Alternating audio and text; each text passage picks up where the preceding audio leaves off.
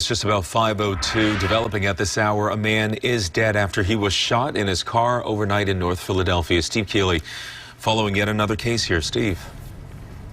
Yeah, and another shooting close to Temple University. There is the high-rise with the big T on top and the flashy lights, and a company that a lot of students use to get snacks and food delivered. As you hear the SEPTA train roaring overhead, we're at 9th and Master, and this is where a big facility for GoPuff, the convenience food delivery maintenance facility is. You can see they get a lot of deliveries and a lot of people delivering here. So this problem place has been a problem, witnesses told police, for a while now, with people that maybe work here or come here using the parking lot for those apartments right over there on Hutchinson. And so there's a small parking lot there where a man who lives there had a Durango, and he may have gotten in a fight with somebody that was parking over there again. So here's a tight shot of his Durango where police found a gun in open view and a magazine full of ammo.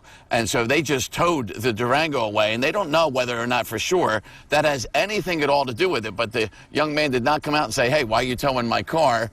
And they took his car away. And here is the other car that was involved. This was a car with New Jersey plates where a 32-year-old man who may be worked or affiliated with this GoPuff company was found shot and killed one time in the neck. Medics pronounced this 32-year-old male dead on the scene at 12:08 a.m. He appears to be shot one time in the neck. The driver's side rear door is broken out. We believe possibly by gunfire, but it's not clear at this time. What's unusual is two parking spots next to the Nissan that the victim is sitting in. We found the Dodge Durango, and in plain view in the rear floorboards of that Dodge Durango is a semi-automatic handgun. There's also a loaded magazine in the front seat center consoles. Now that Dodge Durango was unattended. However, in plain view, we saw that gun and the loaded magazine. So we're not sure at this time whether that is related.